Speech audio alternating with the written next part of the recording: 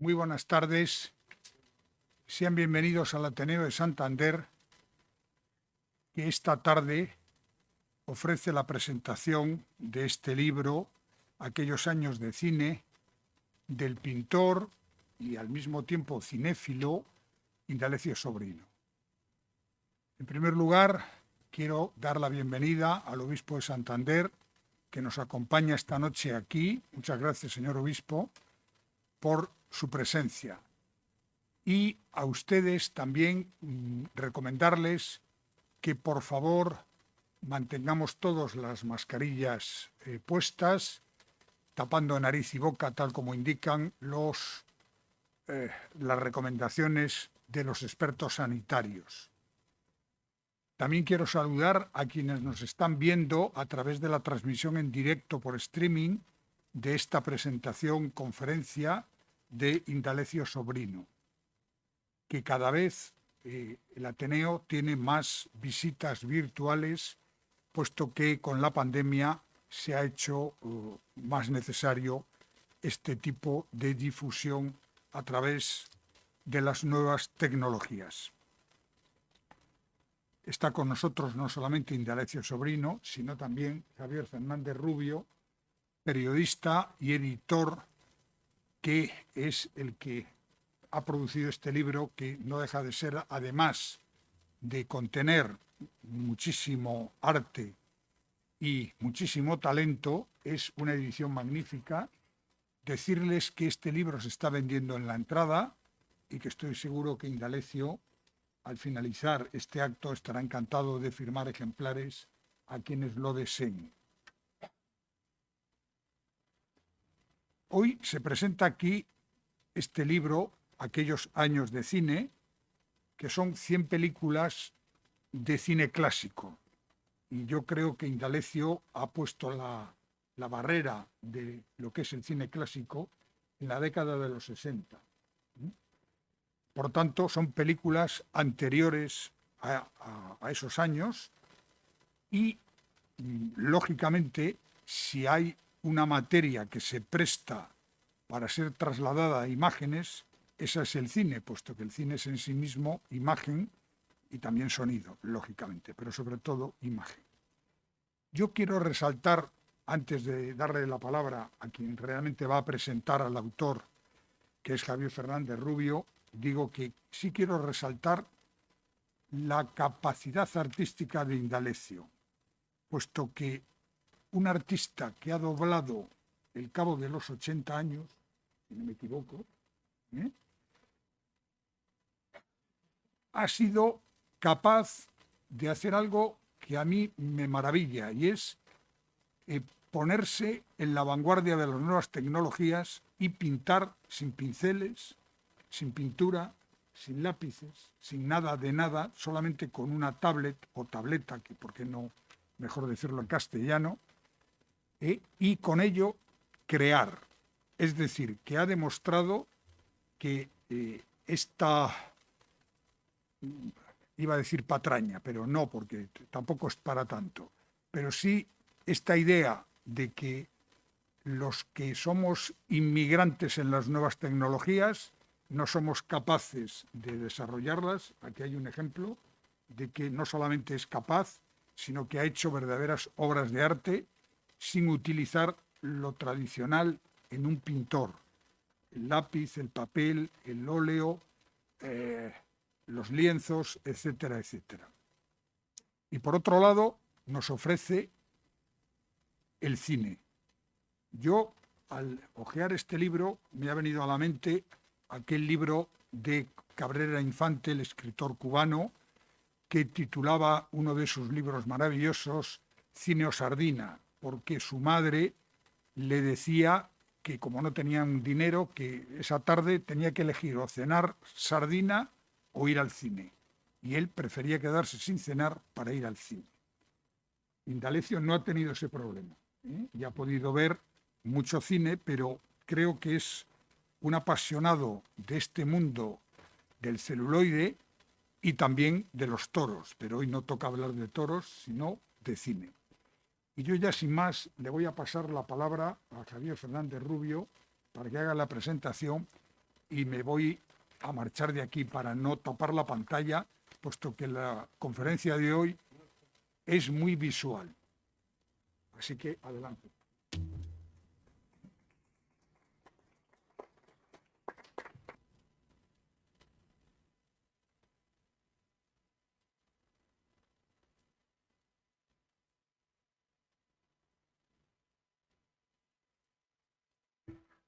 Muy buenas tardes. Muchísimas gracias por su asistencia, muchísimas gracias al Ateneo por acogernos y a ti, Indalecio, por considerarme como una especie de Cicerón en este viaje iniciático por tu obra pictórica última, ¿no?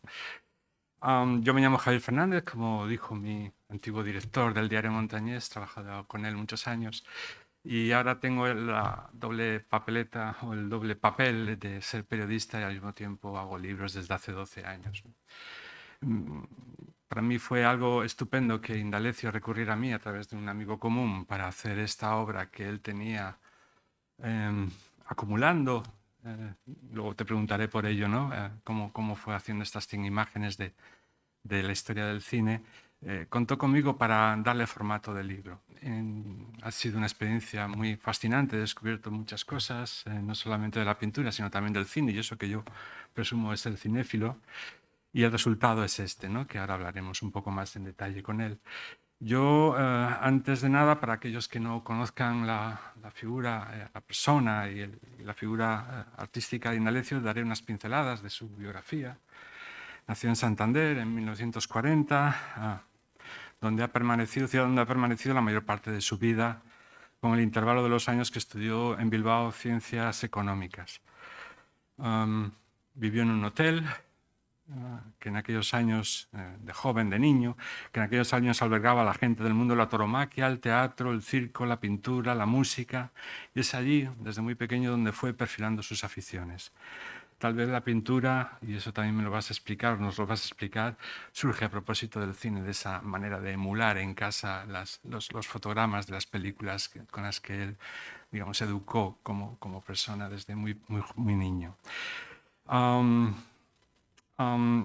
Es discípulo, pictóricamente hablando, del pintor Pablo San II, que le abrió las puertas de un oficio que él ha manejado de una manera bastante sólida. En su obra siempre ha tenido un especial protagonismo la figura humana, constituyendo un motivo principal de sus cuadros.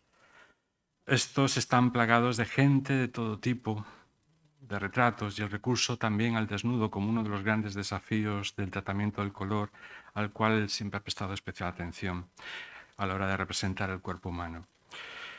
Temáticamente, y al menos yo también le conocía antes de hacer este libro y trabar conocimiento con él, pues tiene una gran querencia por el mundo de la danza.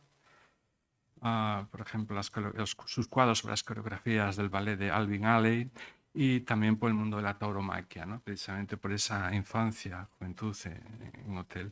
Tengo que decir que Indalecio, aparte de ser propietario de un hotel, en su momento ha sido presidente de la Asociación de Hostelería de Cantabria y actualmente es presidente de la Plaza de Toros de Santander, ¿no? Tengo que hacer un inciso porque hace poco acaba de exponer en la Catedral de Palencia, terminar de exponer una exposición sobre monjes trapenses. La exposición se titulaba La luz del silencio, así que Indalecio está estos días con dobles inauguraciones, ¿no?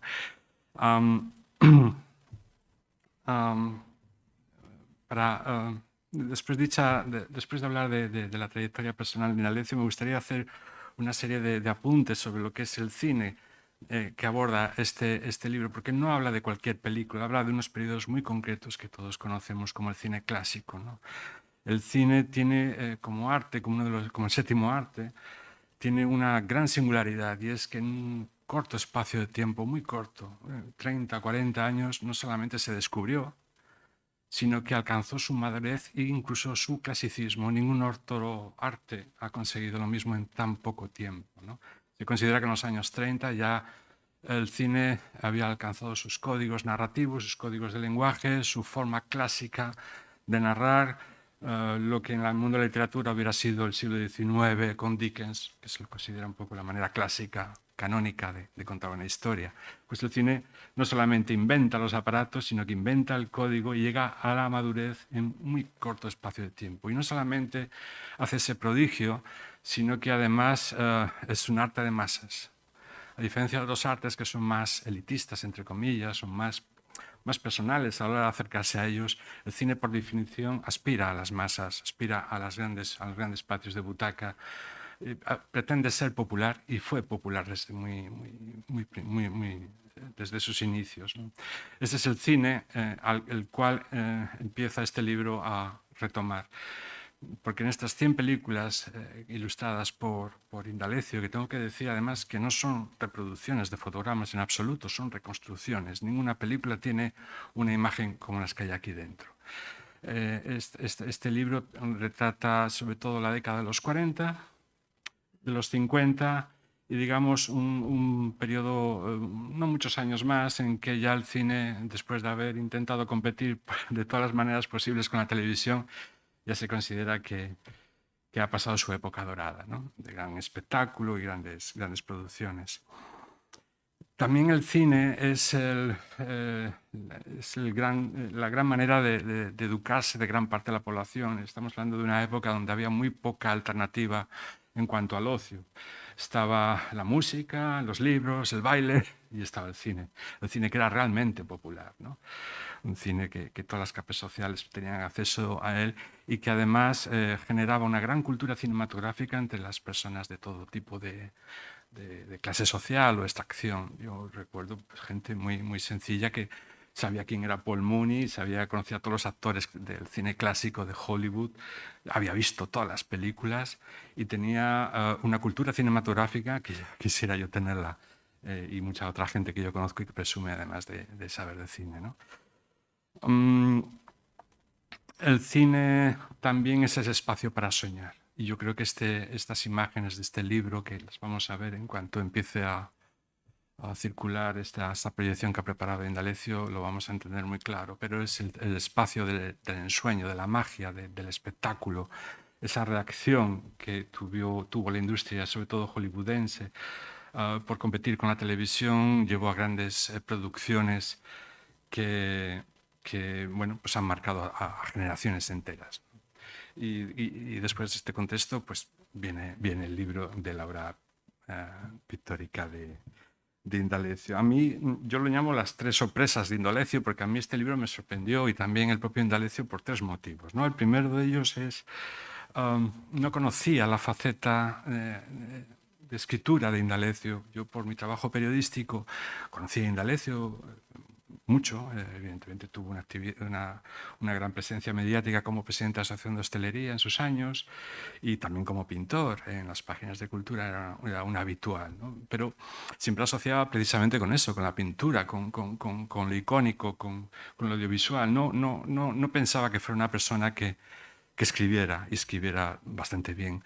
Eso es una de las grandes sorpresas de este libro con las que me encontré al afrontarlo, porque está bastante bien escrito, de una manera sencilla, que es algo muy difícil de hacer, y de una manera bastante cercana y amena. A mí me gustó mucho y la verdad es que me llamó la atención. A la hora de concebir el libro pensamos, y yo creo que es en justicia, buscar un equilibrio entre la imagen y el texto.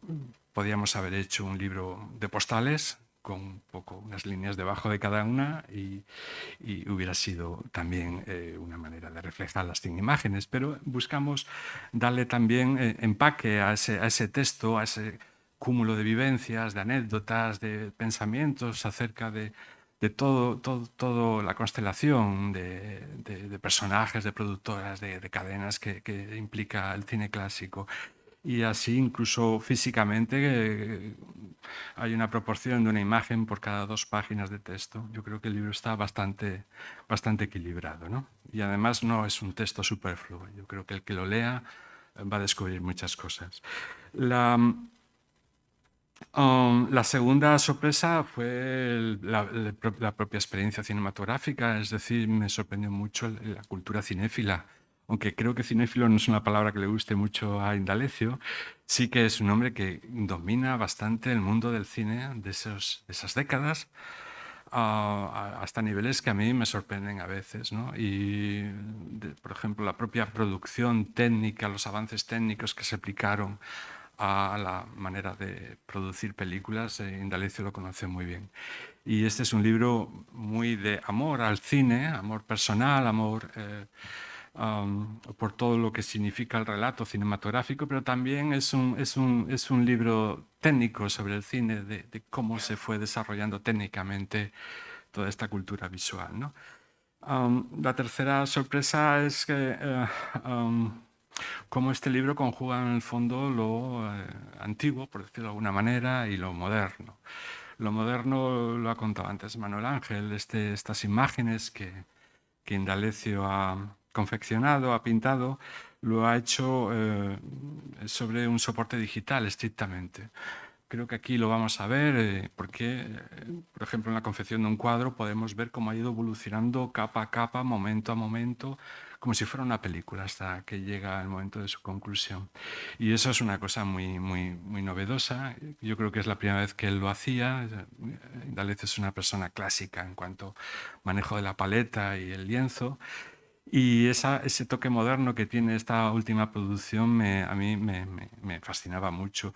Si eso se le junta con el hecho de que lo hemos puesto todo detrás de un método clásico de producción como es el libro en papel, que tiene 500 años de historia y no es obsoleto en absoluto todavía, pues esa amalgama entre lo nuevo y lo clásico me gusta mucho, ¿no? Él dice a veces que este libro es como una exposición simplemente encapsulada, como metida entre tapas, y es cierto, cada imagen se podría sacar del libro, se puede poner en un marco y tendríamos una exposición de 100 imágenes.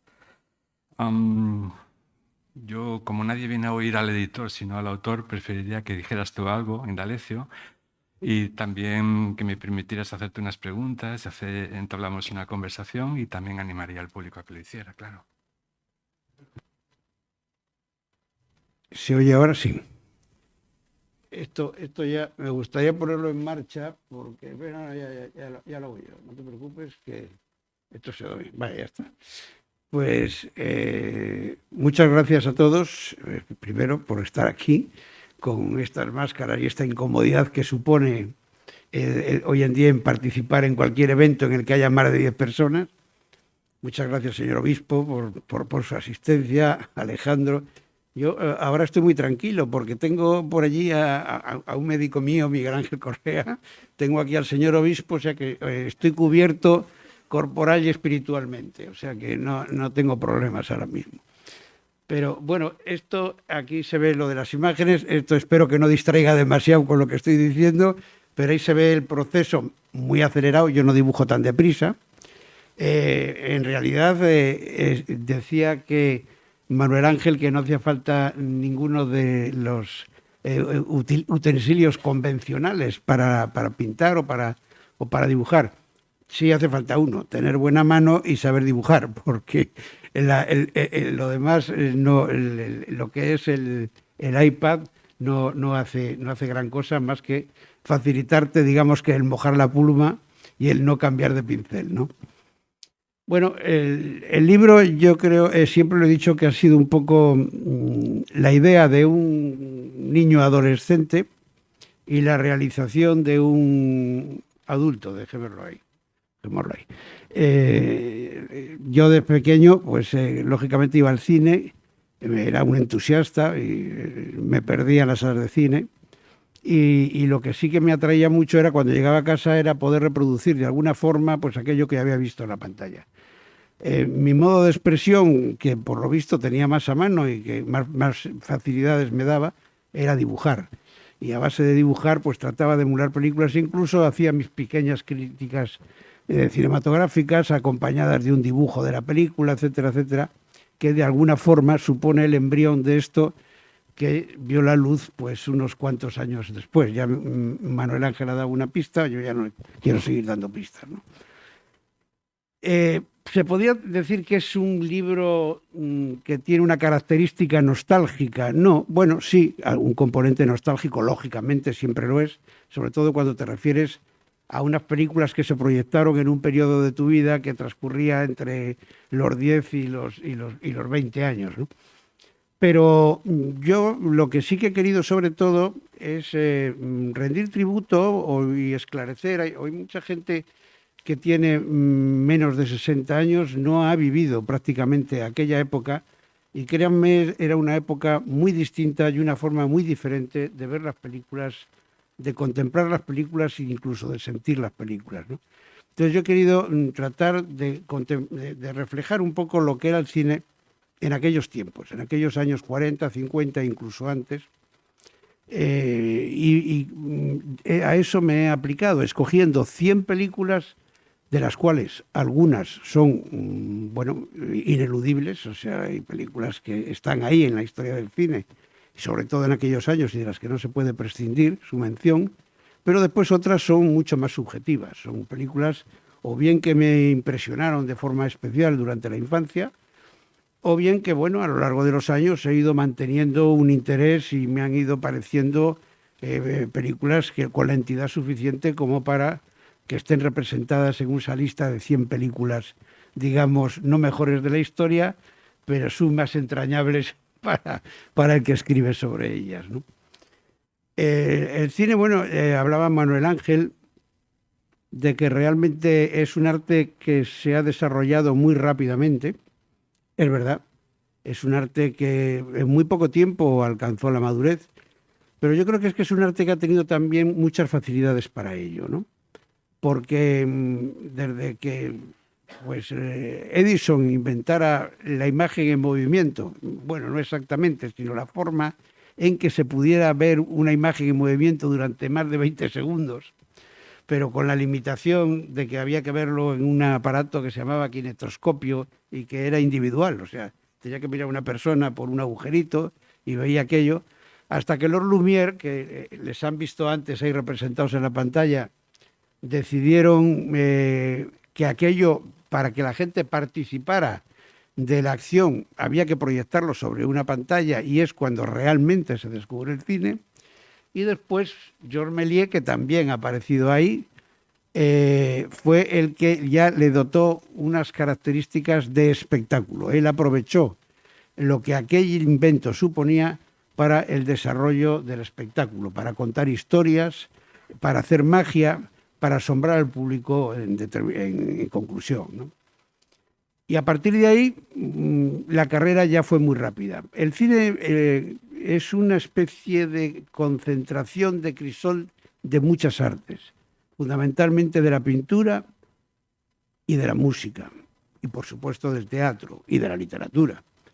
Y a la hora de hacer películas hubo una época, que es la que yo trato de reflejar, en la que por circunstancias muy especiales confluyeron lo más granado y, desde luego, lo más destacable de cada una de esas artes. Me estoy refiriendo a la época del Hollywood dorado, ¿no? Indudablemente ha habido grandes películas fuera de lo que es la llamada meca del cine.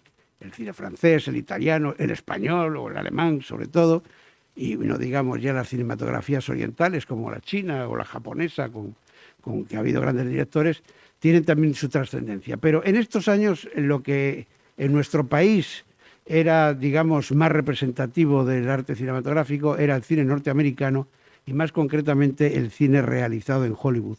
Y por eso es un poco el eje central de este libro y de este periodo, ¿no?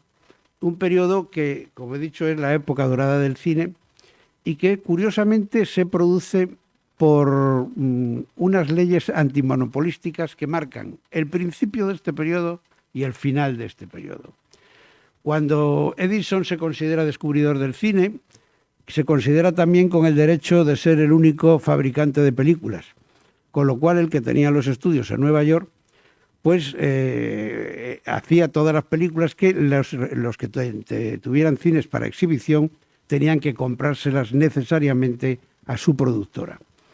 Si alguien trataba de intervenir en la producción cinematográfica, rápidamente los matones de Edison, que también hubo cierta mafia en el mundo del cine, no solo en la pantalla, sino fuera de ella, pues trataban de disuadirles y que la línea para adquirir el material cinematográfico pasaba por la casa de Edison, ¿no? A tal fin, bueno, pues una serie de emprendedores como pudieron ser Jesse Lasky, Cecil B. DeMille o Samuel Goldwyn, se desplazaron a tierras más lejanas para huir un poco de los matones de Edison y de paso en sitios donde las temperaturas, la luz que se requería en aquella época para impresionar las filmaciones fuera mucho más benévola para la realización de las películas. Y así nació Hollywood. Así nació Hollywood. Su primera película de largometraje la hizo un director como Cecil B. DeMille, conocido, aunque en realidad fue Griffith, pero el que hizo la primera película en Hollywood, pero era un cortometraje. Había después otras muchas productoras por allí pululando que estaban ya intentando tentar la suerte con el desarrollo de esta industria. Y digo que nació precisamente huyendo de un monopolio, pero acabó precisamente como causa de ese monopolio. Todas estas gentes que fueron a Hollywood, que crearon allí la industria cinematográfica, curiosamente todos europeos o hijos de emigrantes europeos, fundamentalmente centroeuropeos, fundamentalmente judíos todos ellos, curiosamente también, pues no sé, son los nombres de Samuel Goldwyn, de Louis B. Mayer, de Adolf Zukor, de Zanuck. El único que no era, curiosamente, judío, por ejemplo, y era norteamericano, nacido en Norteamérica, era Walt Disney. Pero en Walt Disney tenemos una anécdota que viene un poco al cuento, de que en los años 50 o por ahí se difundió la especie de que era nacido en España, que Walt Disney era español. Había un pueblecillo de Almería donde parece ser que aparecieron un buen día unos señores vestidos de gris y muy elegantes allá en los años 40 reclamando el acta de bautismo de un señor que se llamaba José Guaidó Zamora o algo parecido. Entonces aquello despertó las alarmas, empezaron a investigar y parece ser que alguien dijo que Disney era hijo de una madre soltera que había emigrado a Estados Unidos, que había cedido al hijo en adopción a la familia Disney, etcétera, etcétera, y de ahí nace la especie de que Walt Disney era español. Parece ser que cuando fueron en Chicago, que es su lugar original de nacimiento, su lugar oficial de nacimiento, fueron a saber de él, tampoco aparecía allí ningún acta de nacimiento, con lo cual en los orígenes de Disney siguen un poco en el éter, a la vez igual que esa famosa leyenda de que está congelado, ¿no? Todo el mundo habla de que Disney, o sea que Disney es un personaje que tanto al principio como al final ha mantenido ese ara de espectáculo, de hombre del espectáculo que siempre fue, ¿no? Pero centrándonos un poco más en el final de la era de Hollywood por los monopolios, es que cuando estos productores de cine también tenían sus red de salas cinematográficas por todos los Estados Unidos. Con lo cual lo tenían todo muy fácil. Ellos producían las películas, pero además tenían el lugar donde exhibirlas, que era también de su propiedad. Esto consideró el gobierno americano, la administración americana, que era una especie de monopolio, y a principios de los años 50 decidieron que era obligatorio separar la producción de la exhibición de las películas. Con lo cual esa facilidad que tenían para producir películas se les vino abajo, los presupuestos ya no les cuadraban, y es cuando a finales de los 50, entre esa ley antimonopolio y en los albores de la televisión, que ya era en color, pues acabaron con la industria cinematográfica tal y como se conocía en aquella época.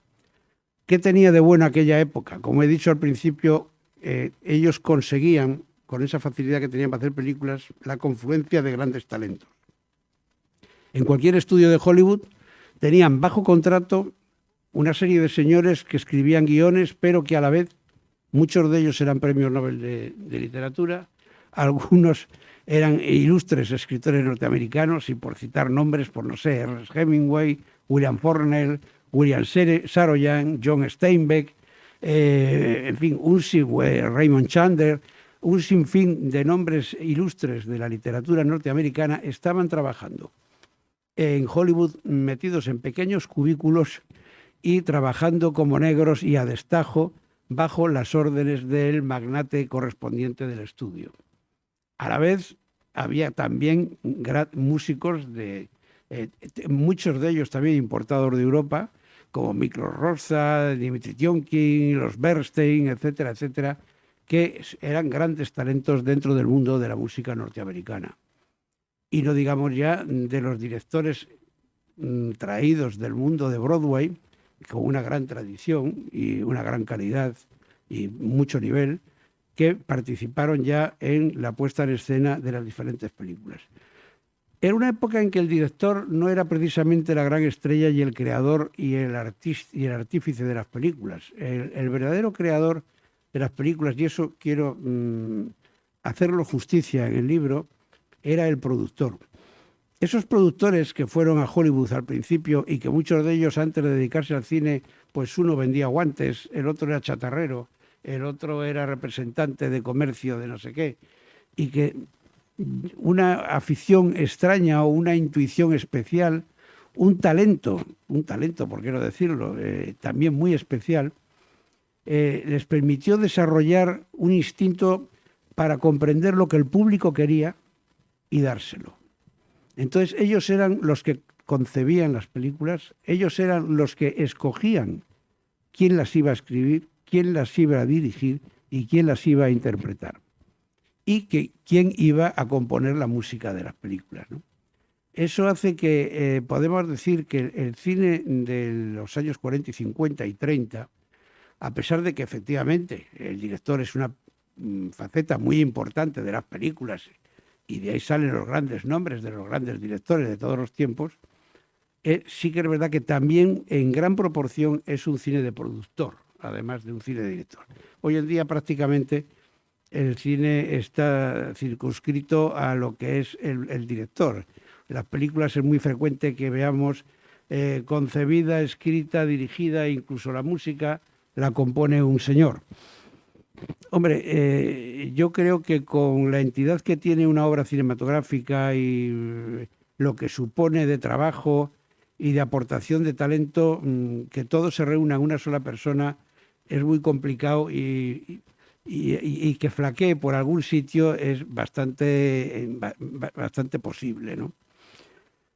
En aquella época, sin embargo, los grandes directores estaban preocupados por llevar lo que era la puesta en escena de la película, por concebir su mensaje, por concebir su ritmo, por concebir cómo tenían que comportarse, actuar y situarse los actores, con lo cual, digamos que era una labor de especialización mucho mayor que la que hoy en día, de alguna manera, ¿no? Pero ¿qué pasaba mientras tanto con el público? Que es algo de lo que yo también trato de contar en el libro, ¿no?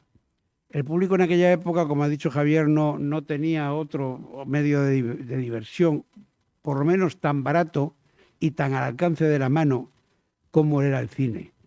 Durante aquellos años proliferaron los cines en todas las ciudades, cada barrio tenía su cine de barrio, los barrios más elegantes tenían los cines de estreno, los barrios más periféricos tenían los cines de reestreno, donde iban a parar las películas, un poco tras una serie de pases y de reproducciones. Y claro, siempre ha habido clases, decían, y los que veían las películas en los cines de reestreno tenían el problema del cine tormentoso que yo llamo. Y es que cuando la película se iba desarrollando, de repente empezaba a aparecer una especie de lluvia por allí que acababa en un corte en seco y la acción había pegado un salto de 5 o 6 minutos, ¿no? Era lo que había que pagar por que esa película circulara por todo el territorio nacional con miles de proyecciones, cayendo en manos de proyeccionistas no demasiado expertos, ¿no? Entonces, yo trato también de reflejar lo que ese cine que tan importante era para el entretenimiento de aquella sociedad, para los niños, también era muy importante en el sentido de que surgían las colecciones de cromos, surgían una serie de esa expectación que nos suscitaba el ver en revistas extranjeras que la promoción de tal o cual película o la promesa de realización de tal o cual película que ya habíamos leído la correspondiente novela Yo creo que los niños de aquella época éramos más leídos que los de ahora. Entonces, pues bueno, todo eso generaba que alrededor del cine había todo un mundo que participaba de él y que de alguna manera contribuía a que los actores y todo lo que las películas representaban fuera muchísimo más popular y muchísimo más conocido. Sería el ejemplo de que, por ejemplo, cualquier actor de la época, de esa época, era muy conocido por todos los ciudadanos, por muy poco aficionados al cine que fueran. Quien no conocía a Clark Gable, a Vivian Leigh, a Laurence Olivier, a cantidad de actores de la época, yo creo que prácticamente a todos. Sin embargo, nos encontramos con que en la actualidad, yo personalmente, aficionado al cine, que sigo viendo películas, la verdad es que quitando 4 o 5 nombres señeros, se me escapan muchos otros. No sé si será cuestión de edad, cuestión de falta de interés, pero indudablemente está claro que el nombre de los actores no está tan impreso en la mente popular como lo estaba entonces, a no ser que acompañen sus intervenciones cinematográficas con una serie de intervenciones personales vía casamientos o descasamientos que conciten otro tipo de interés, ¿no?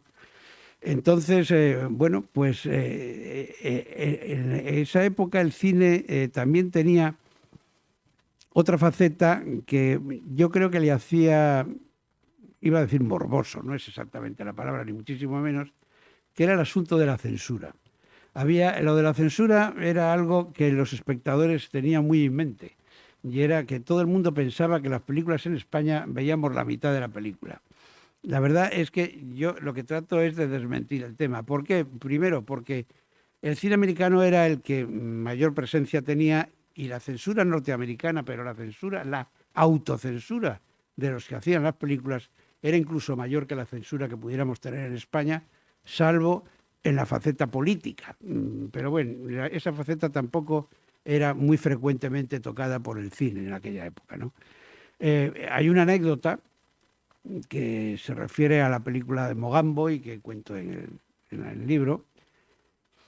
Mogambo yo creo que es el paradigma de lo que supuso la censura en aquella época. Resulta que la acción es un matrimonio que va a la selva, a una expedición para conseguir las fotografías de unos gorilas, en la convivencia de los gorilas, y claro, se encuentran allí con que el cazador, el gran cazador blanco, en aquella época prestigioso y muy desprestigiado, en eso también tenemos diferencias, pues se enamora aparentemente se enamora, o más bien ella se enamora de la mujer del cliente, ¿no? ¿Qué ocurre? Que la película, para evitar el tema del adulterio, que podría producirse y que en ningún momento se produjo, decidieron que en vez de matrimonio los visitantes fueran hermanos. Claro, yo creo que la gente en aquella época era bastante más ingenua que ahora, pero planteaban un problema muchísimo más grave, porque la relación de miradas, etcétera, etcétera, de gestos, probablemente eludía el adulterio, pero evidenciaba el incesto, que era muchísimo peor todavía, ¿no? Al final, ¿qué ocurría con ello? No era la censura la causante de todo aquel desaguisado. Lo único que pasó es que Mogambo era una película de aventuras.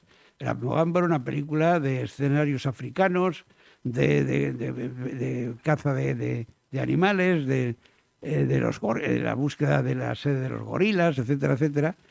Y entonces, pues claro, lógicamente era una película cuyo público era el infantil o el adolescente. La trama de la película, pues impedía que la censura la calificara para todos los públicos, con lo cual la Metro-Goldwyn-Mayer, que era la productora, la distribuidora aquí en España, decidió que lo más adecuado era pues que no hubiera tal adulterio, con lo cual la película ya podía ser para todos los públicos. Así fue, la película fue para todos los públicos, pero el desaguisado fue y el escándalo y el ridículo fue curioso, porque era evidente que allí algo había que no andaba bien, ¿no? Y bueno, yo creo que más o menos es, en resumidas cuentas y en líneas generales, aparte de yo poder de alguna forma matar el gusanillo que siempre tuve de poder realizar estos dibujos y poder plantear a todos estos personajes, pues es el objetivo y el objeto de este libro, que no sé si habré conseguido en gran medida o no, pero por lo menos digamos que misión cumplida, ¿no? De alguna manera. ¿Querías hacerme alguna pregunta?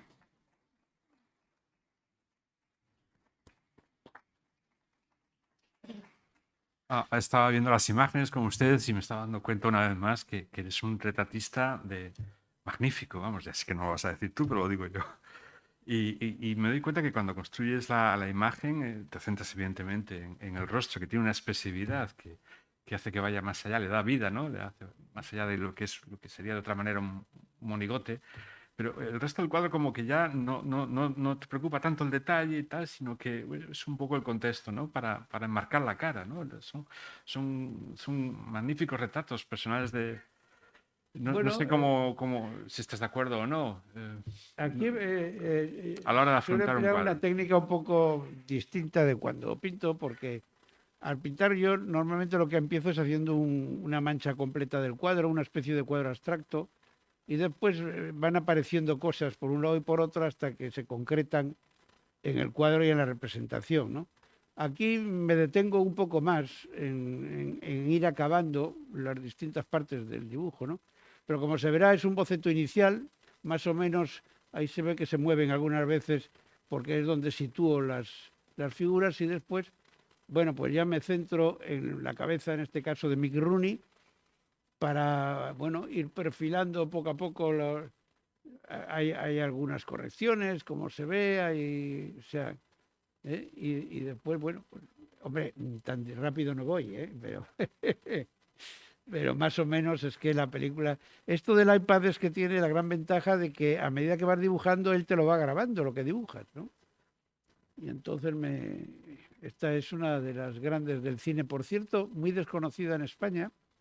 Es la madre de Liza Minnelli, más conocida, la Judy Garland, y que yo no sé por qué en España, claro, el musical no tenía una gran aceptación.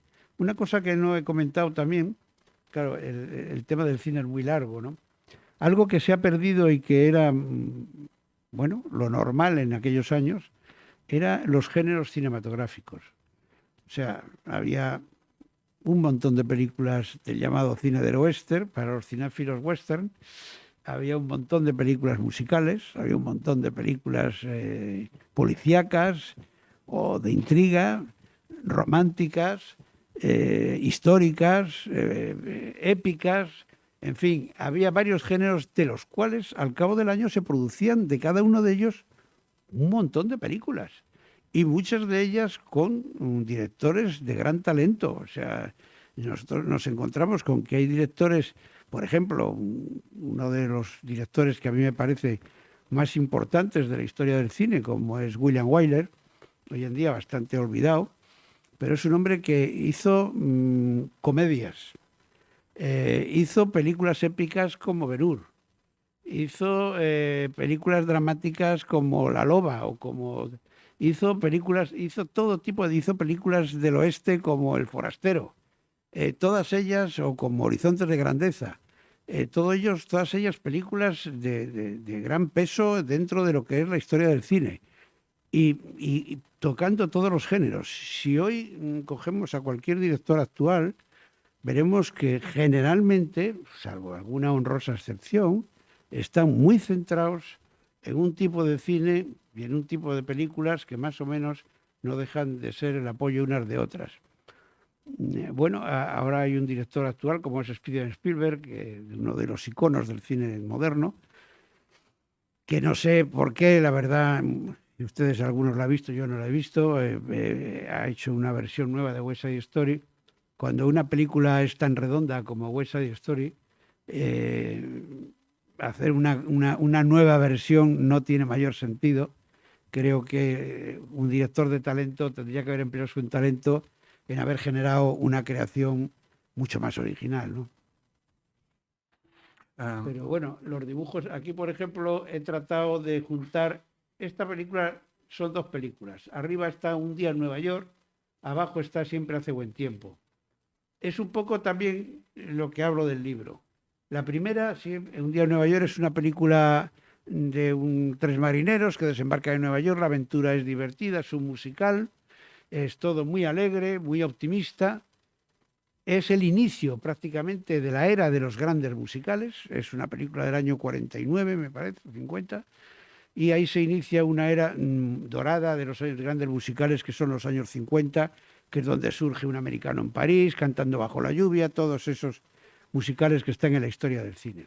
Y la otra película, la que estaba abajo, es Siempre hace buen tiempo, en la que son también tres combatientes que, acabada la guerra, se despiden en un bar, se prometen amistad eterna, se comprometen para verse a los cabo de 10 años y ser los mismos de siempre, y al cabo de 10 años se encuentran con que no son los mismos de siempre, ni muchísimo menos. La vida les ha tratado de formas muy diferentes y por lo tanto, bueno, pues sus propias personalidades han variado y el entendimiento entre ellos es mucho más difícil. Al final la película, así como en la primera seguían enrolados en la armada y con la alegría en el cuerpo se despedían de las conquistas coyunturales que habían hecho en la ciudad de Nueva York, en esta cada uno va por un camino separado, como indicando que esto se ha acabado. Lógicamente y curiosamente, esa, que es una película del año 58, es uno de los últimos grandes musicales de esa época del cine. Después los musicales, ha habido musicales muy importantes, como el propio West Side Story o otros muchos que se han hecho después, pero ya siempre basados en éxitos teatrales. Quiere decirse con esto que los productores ya no tenían confianza en sus medios o no arriesgaban para hacer una película absolutamente creativa, que era el caso de estos musicales anteriores, sino que tenían que apoyarse en un éxito en las tablas para después pasarlo al cine, ¿no? Ahí hablamos de My Fair Lady y de otra serie de películas. Bueno, ya estás hablando del musical, sé que es tu género por antonomasia, para ti el cine es el musical. Es que yo creo que la música en el cine es muy importante. Yo creo que la música en el cine es... yo creo que todos son... Las películas, la mayoría son musicales en el fondo. Hasta una película, siempre pongo un ejemplo, una película, por ejemplo, de capa y espada, o una película de aventuras como puede ser El Príncipe Valiente, por hablar de, por cierto, originaria del cómic, otro género que también tiene mucha relación con el cine. Hay un duelo, por ejemplo, al final, en que suenan las espadas. Ese sonido de las espadas tiene una especie de ritmo al que poco a poco se va acoplando la música que empieza a emerger, para que de alguna forma va a ilustrar musicalmente el desenlace del duelo, ¿no? Y el desenlace de la película. Todo eso es un musical, en realidad es un ballet, ¿no? Aunque la película sea una película de aventuras. El cine, si se dan cuenta, la música nos va orientando de alguna manera sobre lo que preveemos que va a pasar en la pantalla. Nos está ambientando en lo que puede pasar o dejar de pasar, ¿eh?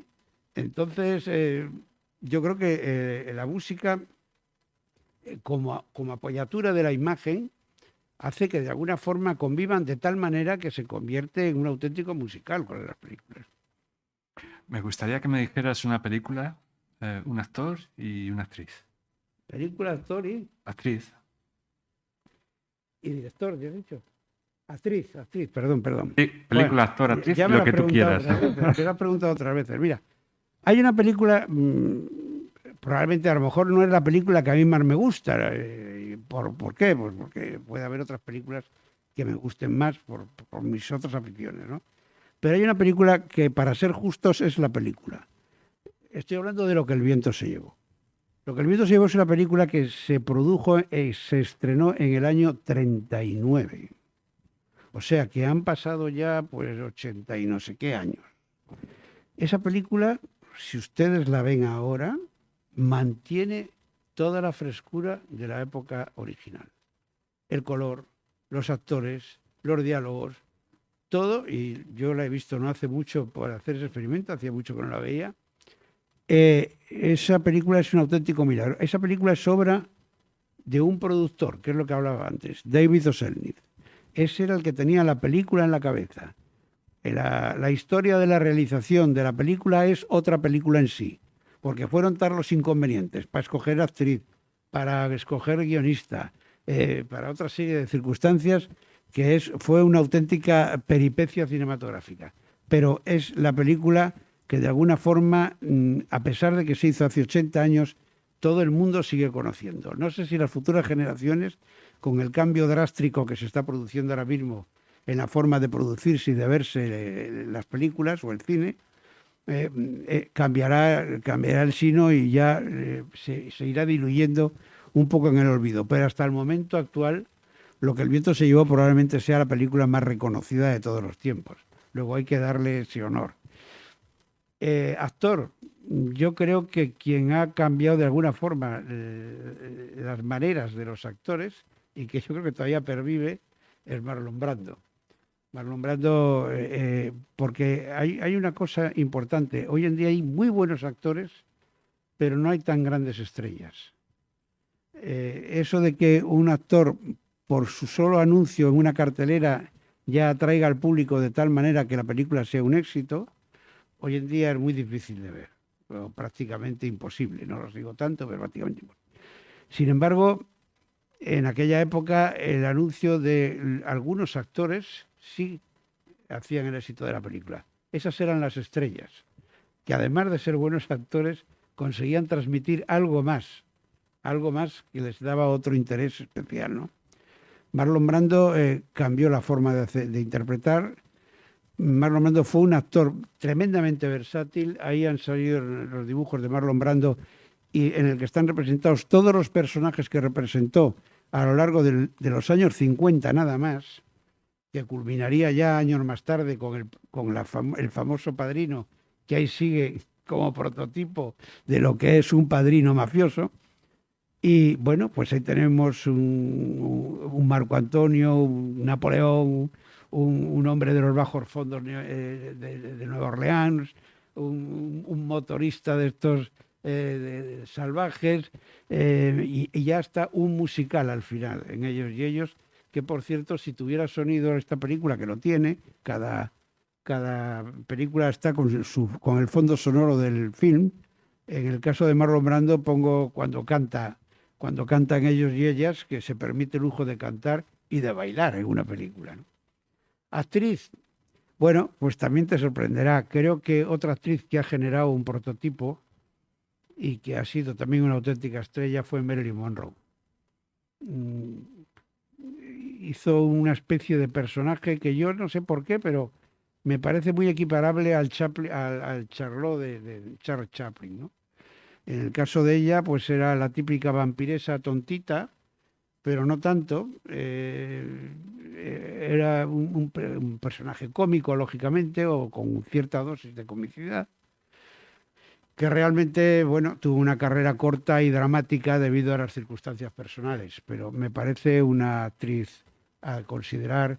Y hoy en día también, si es que no hay más que ver por ahí, cuando se habla de cine o se aparece un dibujo sobre el cine, una ilustración sobre el cine, ¿qué es lo que está representado generalmente ahí para decir esto trata de cine? Pues ahí aparece o la cabeza de Marilyn Monroe o la de Marlon Brando o Charles Chaplin, pero vamos, son esas 5 o 6 personalidades que marcan la historia del cine, ¿no? Y en cuanto a directores, el que más representa tal vez es el En cuanto a señor que está en la directores, portada del libro. No, yo ahí lo tengo mucho más claro. Creo que el director por excelencia es John Ford, está en la portada del libro, no en vano. Creo que ha sido un director tremendamente prolífico, abarcó su carrera desde el cine mudo, que realizó muchísimas películas, hasta ya muy avanzado el cine sonoro. Hizo películas también de géneros varios, dominó la comedia, dominó el western, dominó el cine de acción y sobre todo dominó la cámara como ninguno. Generalmente se habla mucho de dónde hay que colocar la cámara, ¿no? La cámara hay que colocarla donde no se note, o sea, donde no se vea que han colocado la cámara. Es la naturalidad, que es la base de toda obra de arte, ¿no?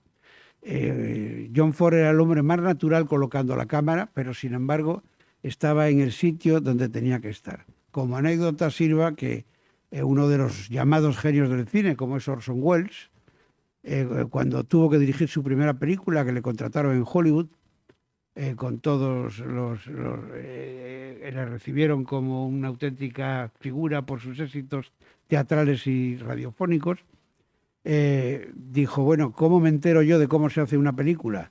Y mandó que le pusieran 50 y tantas veces la diligencia de John Ford. Esa fue su forma de aprender a hacer cine, ¿no? Y eso Orson Welles lo ha reconocido en reiteradas ocasiones, ¿no? No es una anécdota al aire, ¿no? Creo que tal vez alguien del público quiera hacer alguna pregunta. A ver, Federico.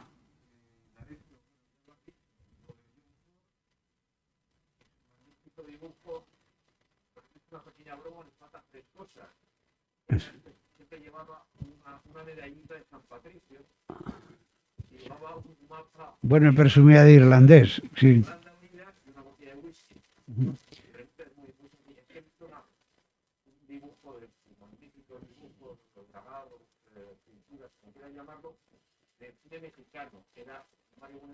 Ah, claro, es cierto, sí. Me lo preguntaste antes, es cierto, sí. Sí, era Jorge Negrete y además está ahí por una sencilla razón. Durante los años 40, durante los años de la guerra, el cine norteamericano produjo menos películas, lógicamente, y por motivos obvios, aquí a España llegaban menos películas también de ese tipo. Entonces tuvo una enorme difusión el cine mexicano. Y aquí en España hubo dos ídolos indiscutibles que se ponían en todas sus películas. Uno era Jorge Negrete y el otro era Mario Moreno Cantinflas. Cantinflas probablemente sea uno de los grandes cómicos de la historia del cine en general. El problema que tenía Cantinflas grave era el del idioma. Cantinflas es un hombre que era intraductible.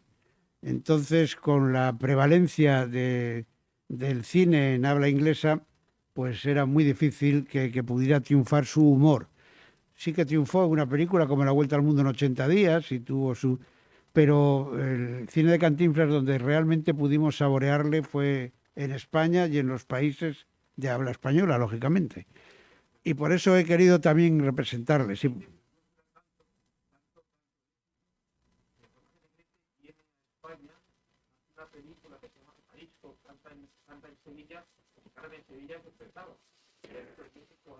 Sí, Jorge Negrete fue un hombre que, bueno, pues era una especie de los primeros eh, símbolos que atraían, atraían como moscas al elemento femenino, ¿no? Entonces, cuando llegó a España y bajó del tren en Madrid, pues parece ser que un montón de mujeres ahí se iban a arrancarle los botones y a rodearle. Y él, que no nos debía de tener en mucho aprecio, nos consideraba gachupines, como llaman los mexicanos a los españoles. Dice, pero hombre, es que no hay machos en España. Hombre, apareció un macho rápidamente y Jorge Negrete acabó en el suelo, lógicamente, de un puñetazo. Esa es una anécdota que se difundió mucho en aquella época. Sí. Javier, a ver, no.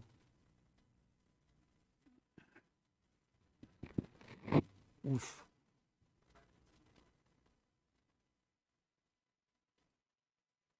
¿Le oyes? ¿No hay forma de acercarle un micro o algo?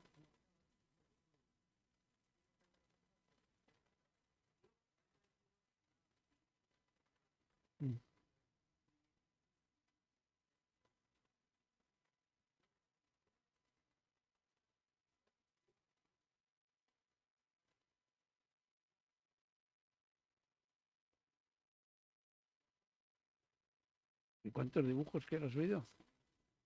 ¿Y cuántas? ¿Cuántas? ¿Cuántas? ¿Cuántas películas?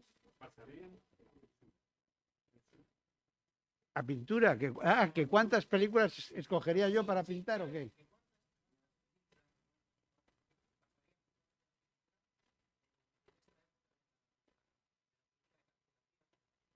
Sí.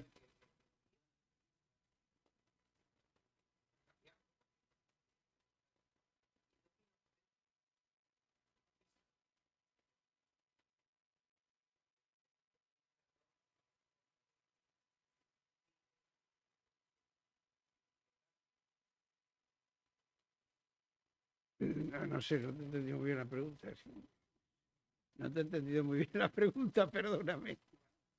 Bueno, Perdóname. yo puedo reinterpretarla, ¿sabes? Él habla de la cultura de cancelación ahora, de cierta censura social a determinadas producciones culturales Ah, por cierto tipo de la cosas. película, hoy en Sí. día, ¿cómo están vistas aquellas películas? No, Dices. si aquellas películas ahora mismo, si se produjeran ahora, serían tan asumibles, Ya, no, serían tan no, políticamente correctas. perdona, que es que todo traiciona, el oído es una de ellas, ¿no? No, efectivamente es cierto. Hoy en día habría películas, concretamente la que he destacado, que es Lo que el viento se llevó, es una película que incluso el Congreso de los Estados Unidos hace una selección de películas, digamos que tiene allí en una especie de biblioteca declaradas como patrimonio nacional, ¿no? Por supuesto, Lo que el viento se llevó era una de ellas. Incluso ha habido voces tratando de sacarla de ahí por sus características supuestamente racistas, ¿no? Eh, bueno, yo creo que es que el gran pecado que tienen nuestros tiempos es el del narcisismo. Tenemos un narcisismo que es insuperable. Entonces, todo lo juzgamos bajo los presupuestos actuales. Hoy en día la sociedad, de alguna manera, está pensando de otra manera o tiene otros criterios, valora otras cosas. Lo que el viento se llevó es una película hecha en una época en que, ojo, había supervivientes todavía de la guerra de secesión norteamericana. Todavía había algún combatiente muy mayor, pero que había participado en esa contienda.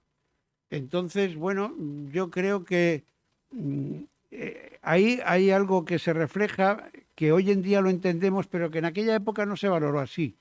Y es que ahí surge el nacimiento del Ku Klux Klan, de alguna manera. Hay una escena en la que quieren hacer una especie ¿cómo se llama? De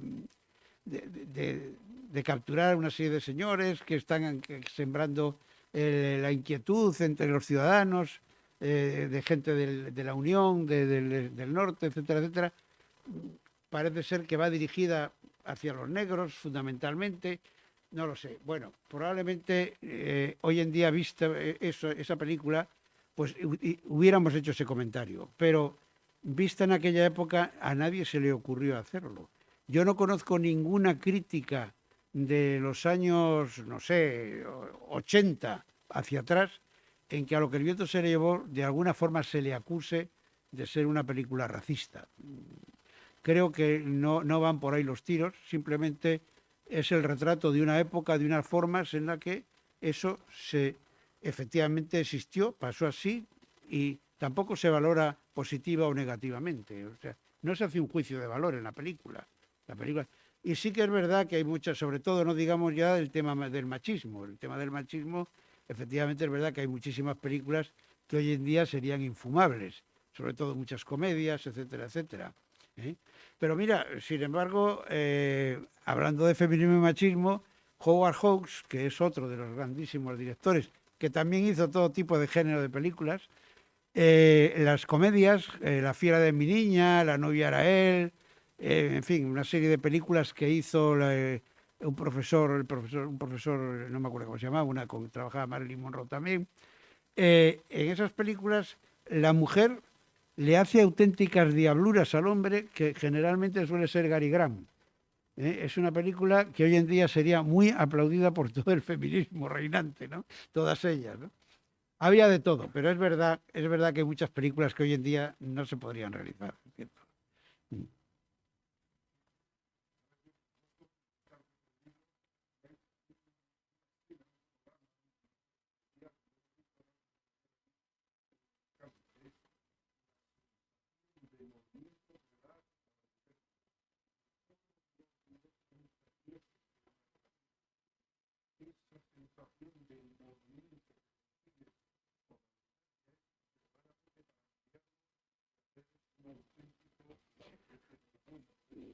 Bueno, la diligencia, lo que pasa es que yo creo que uno de los grandes valores de la diligencia, hablaba de la colección de la cámara, es el extraordinario y maravilloso traveling que hacen en esa película, ¿no?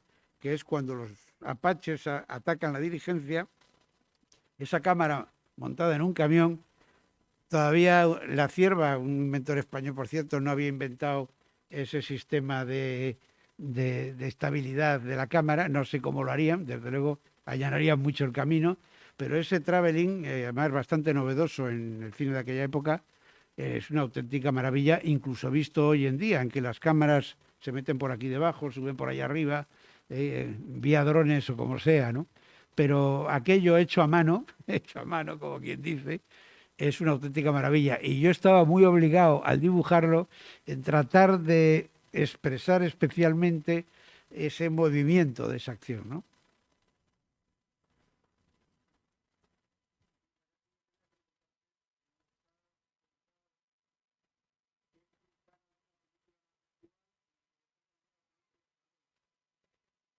Bueno, películas españolas, ¿tú hablas de actualidad o de española? Porque películas españolas hay una que es Bienvenido Mr. Marshall, que la actualidad española del cine español, dices. ¿Eh? Hoy, el cine español. La actualidad española del cine. No, al revés, películas actuales Películas actuales, que me pregunta por películas actuales. Vale, españolas. no te sabría decir. La verdad es que estoy bastante desconectado en ese sentido, ¿no? Estoy bastante desconectado en ese sentido. El cine español, bueno, indudablemente hay películas excelentes, eso es claro. No te sabría destacar especialmente ninguna, porque, pero que tampoco del cine internacional, ¿eh? O sea, no creas tú que es un tema de desprecio del cine español, que ha sido bastante habitual, por cierto, por estos lares.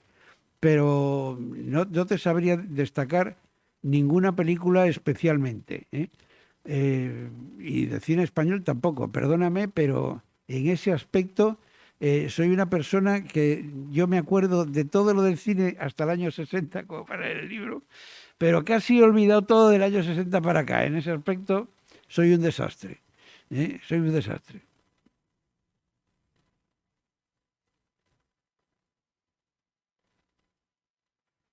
Si no hay más preguntas, me gustaría terminar, a no ser que digas lo contrario, con unas frases, unos textos de Jordi García Candau, perdón, que es el prologuista de este libro. Se me olvidó mencionarlo antes. Es una persona que tiene una vinculación personal contigo y que gentilmente se prestó para hacer el prólogo, ¿no? En su prólogo, Jordi, que bueno, no sé si lo conoce, fue director de Radio Televisión Española, creo que también director de la Televisión de Castilla-La Mancha.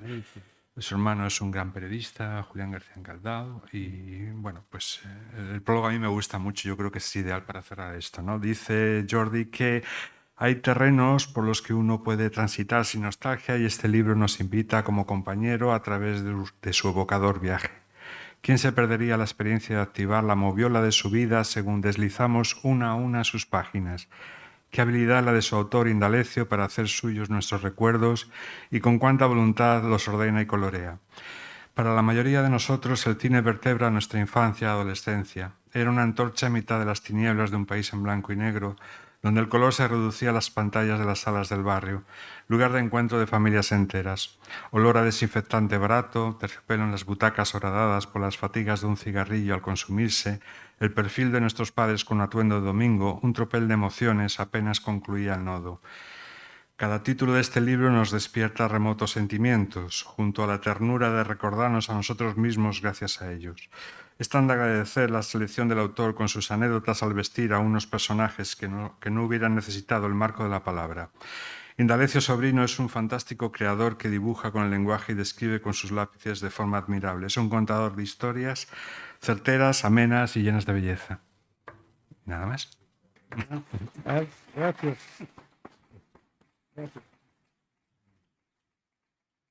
Muchas gracias por su asistencia. Es Almogambo.